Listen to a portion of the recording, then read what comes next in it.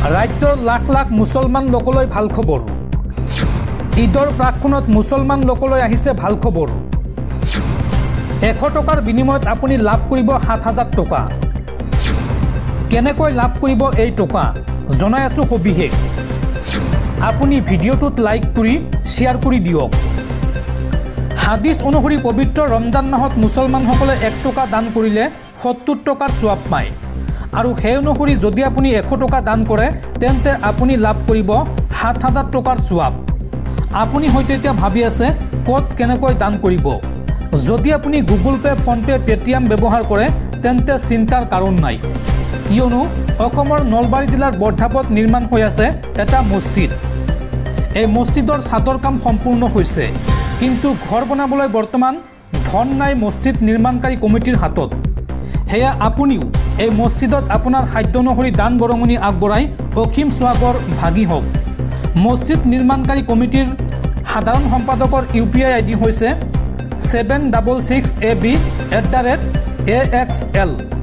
আপোনালোকে Google pay', PhonePe', পেটিএমৰ পৰা এই UPI IDত আপোনাৰ সাধ্য অনুসৰি দান বৰঙণি আগবঢ়াব পাৰিব।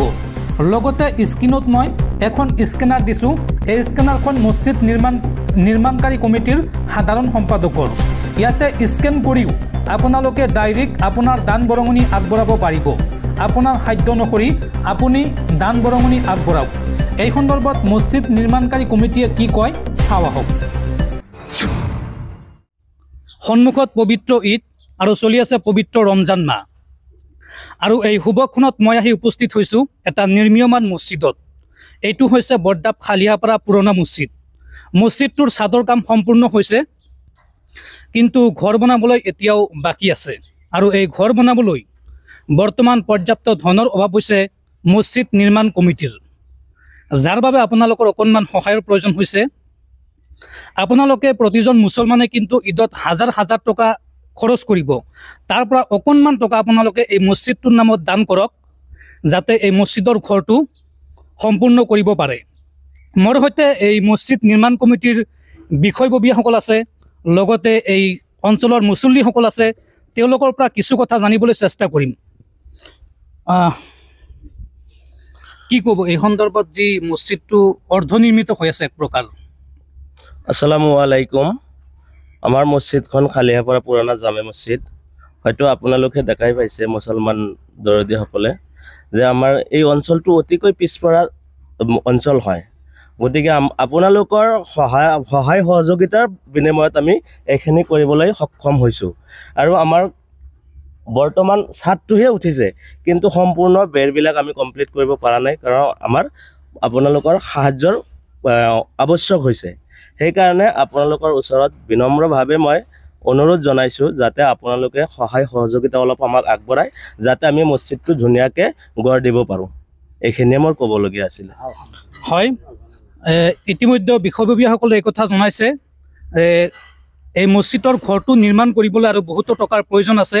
মই এই মছজিদ নিৰ্মাণ কমিটিৰ সাধাৰণ সম্পাদকৰ UPI ID স্ক্ৰীণত দি দিছোঁ। আপোনালোকে UPI ID লগতে স্কেনাৰ দি দিছোঁ। আপোনালোকে সকলোৱে কিন্তু আজিকালি গুগল পে', ফোনপে', পেটিএম ব্যৱহাৰ কৰে। সকলোৱে নিজৰ সাধ্য অনুসৰি আপোনালোকে যিমান পাৰে 10 টকা, 20 টকা, 50 টকা, 100 টকা সকলোৱে আপোনালোকৰ সাধ্য অনুসৰি দান কৰক। আৰু গম পাইছোঁ এই মছজিদটো নিৰ্মাণ কমিটি ইতিমধ্যে বহুখিনি টকা ঋণত চলি আছে। কিমান টকা ঋণত চলি আছে আৰু কিমান টকাৰ প্ৰয়োজন হ'ব সেই বিষয়ে আমি জানিবলৈ চেষ্টা কৰিম। গম পাইছোঁ মছজিদ নিৰ্মাণ কমিটি বৰ্তমান সময়ত আৰু বহুখিনি টকা ঋণত চলি আছে। কিমানখিনি টকা ঋণত আছে আৰু কিমান টকাৰ বাজেট আপোনালোকৰ বাকী আছে সেইখিনি জনালে ভাল হ'ব। আসসালামু আলাইকুম। এতিয়ালৈকে আমাৰ ঋণৰ আছে 1,40,000 মান টকা ঋণ লৈ আছোঁ, আৰু আমাৰ কাম কৰিবলগীয়া অনেক বাকী আছে। তথাপি এটা অনুমান কৰা হৈছে 3-4 লাখ মান টকাৰ বৰ্তমান কাম বাকী আছে। এইখিনি কৈ মই সমগ্ৰ অসমবাসী ৰাইজলৈ সহায় সহযোগিতা আগবঢ়াই মোৰ বক্তব্য সামৰণি মাৰিছোঁ। হয়, আৰু প্ৰায় 3-4 লাখ টকাৰ কাম বাকী আছে বুলি কৈছে ইতিমধ্যে মছজিদ নিৰ্মাণ কমিটিৰ বিষয়ববীয়াসকলে। আপোনালোকে সকলোৱে যোনে যিমান পাৰে এই মছজিদ আল্লাহৰ ঘৰ মছজিদৰ নামত আপোনালোকে দান কৰক আৰু যিসকলে দিবলৈ একেবাৰে অক্ষম তেওঁলোকে ভিডিঅ'টোত এটা লাইক কৰি ভিডিঅ'টো শ্বেয়াৰ কৰি দিয়ক যাতে আপোনাৰ এটা শ্বেয়াৰৰ কাৰণে আন এজন মানুহে 10 টকা 20 টকা বা 50 টকা 100 টকা দিব পাৰে। আৰু মোৰ সৈতে আছে এই মছজিদৰ ইমাম, তেখেতৰ পৰা জানিম যে ৰমজান মাহত মছজিদত দান বৰঙণি আগবঢ়ালে কেনেকুৱা ধৰণৰ সোৱাব পায় বা আখিৰাতত কি হ'ব। আসসালামু আলাইকুম রহমতুল্লাহি ওয়া বারাকাতু। রমজান মাহত যদি দান করে মানুহে যদি অন্য মাহত যদি 1 টাকা দান করে 1 টাকার সওয়াব পায়, আর যদি রমজান মাহত যদি 1 টাকা সওয়াব দান করে 70 টাকার সওয়াব পায়। আর ইমান সওয়াব তার মানে কি যদি কোনো মানুহে যদি মসজিদত যদি একটা ইটা নাইবা সিমেন্ট দিয়ে আল্লাহ তাবারক তাআলা এনেকো একটা মসজিদ ঘর বানাই দিয়ে আল্লাহ তাবারক তাআলা তেওর কারণে জান্নাতের ভিতরে একটা ঘর বানাই দিব। সুবহানাল্লাহ।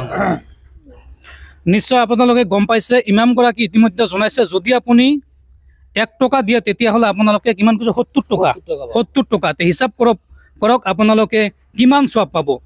আপুনি একেবাৰে নোৱাৰিলেও কমচে কম এটা ইটাৰ দাম আপুনি আল্লাহৰ ঘৰ মছজিদৰ নামত দিয়ক। ঈদত কিন্তু আপোনালোকে হাজাৰ হাজাৰ টকা খৰচ কৰিব, তাৰ পৰা অকণমান সহায় আপোনালোকে কৰক।